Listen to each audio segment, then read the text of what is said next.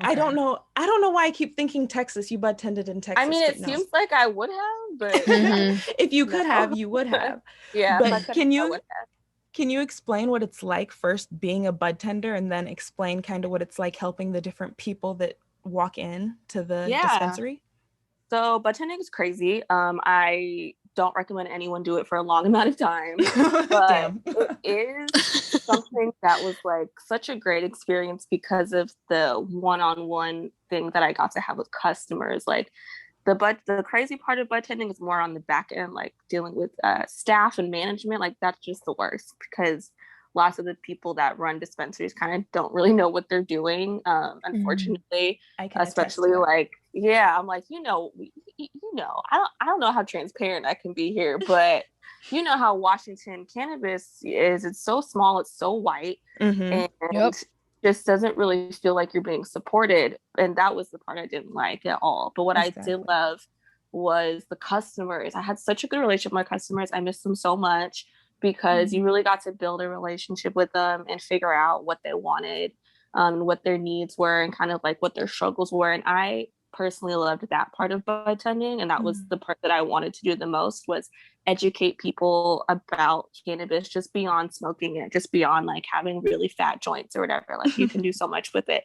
And Right. then seeing those customers come back and try something else, and see them come back feeling better progressively more and more. Bartending is a great job to get, like if you're trying to get into the cannabis industry and you don't really know where to start. Like that's a really easy job to get, and you get a lot of education in that job, but it's really hard work. Like it's really fucking hard. I can So I what imagine. exactly definitely about it is so hard though? I think talking to people all day. So I would work like 8 to 12 hour shifts, and I would be Damn. talking about Wow.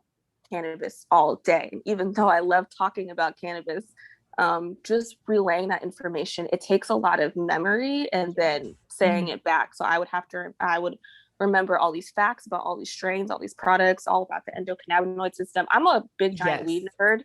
So it was Yes. easy for me, but it was still exhausting, like having to talk about it all day, right? Like after doing it 7 days in a row, I was so sick of talking about Oh, weed. right. Like, forget the weed. Pull out some Sour Patch Kids or some shit. Yeah, yeah. I mean, yeah, it was basically like just talking for a long time, or like you have to stand all day clearly. And even though I did have good customers that I loved and built relationships with, I also had lots of like fucking weird customers. Can you Oh explain one of gosh. those experiences? Yeah.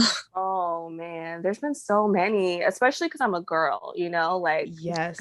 like I was And a just back gonna black then. girl. ask There's not a too. lot of Yeah, black women in dispensaries.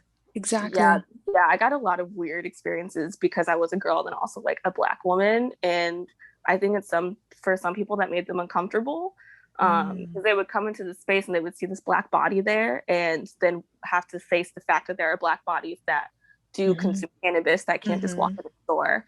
I And also that have are like, educated. yeah, like that was always the thing that always happened to me, which would make me so mad and like still makes me upset to this day, is that I would give someone the recommendation for their needs or whatever, ask them all the questions, give them all the information, and because I was a black woman, they didn't believe me. Like You're because kidding. I was who I looked like, how I look, they were like, she doesn't know what she's talking about. So they would go to my white male coworker right after I told them what they should get. And my white male coworker had less experience than me. Wow. So when they would go to him, I'd be like, you can go to him, but he's going to tell you the same. He's going to tell you that you should ask me. Wow. And it would happen all the time. And I would just be like, but I'm standing right here. What? That's ridiculous. No, for how people could be so uncomfortable and just so visibly ignorant in a space like right in front of your face. I don't even think it That's was just rude. ignorance. I don't think it was ignorance. I think they knew what they were doing, and like they knew what they were saying and how what they were saying was going to affect how I felt about how I was doing my job. Yeah.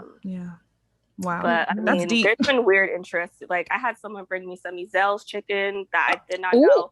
Shout out What? to I love Ezel's. Right. Shout out to you, wow. Zels, but a random man would come in like every couple weeks. He wanted my number. I never gave it to him. And he would like just be very flirtatious. Of course, men would be flirtatious. Some would be a little creepier than others. But this man just one day brought me a box of chicken and thought that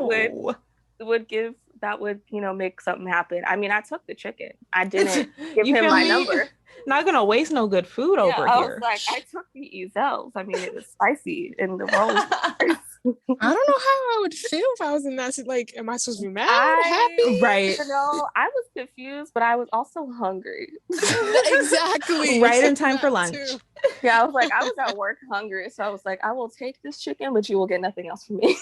That is so wild. No, oh my goodness. I've had some wild experiences. That's probably not even the half. I can do a whole episode on my Right. And speaking of episodes, you do have your own podcast, Wine, Weed, and Weave, where you have incredible cannabis conversations, and they're so very well put together. Can you just discuss your podcast for a little? Yeah, so that podcast I actually created while I was budtending because I was having that problem of like having these things happen to me because I was a Black woman in this space. And I didn't work with any other Black people. I mean, I didn't work with any other Black women. I did work with 2 Black men. But I didn't really feel like I had anyone who I could talk to about these experiences or anyone who could relate to them. And I wanted to like see if I was crazy or tripping. So I created Wine, Weed, and Weave. And it kind of just started as a hobby, just a way for me to connect with other women of color in cannabis in the space. But now I'm on season 3, which is crazy, and have been able to keep going because it's gotten just so much support. The audience has reached over 10,000, and beautiful. The sponsorships just keep coming in, and people are just really responding to it well. And I get DMs and comments of people just saying, thank you for the information, or thank you for introducing me to this woman of color who's in cannabis. And lots of people who've been on the show have ended up meeting each other because they knew each other, were on the show and listened to each other's episodes. So I'm really beautiful. Grateful to be able to have this platform. And once it's just, I always keep creating things and like think no one's watching, and then realize people are watching, and I'm like, oh shit.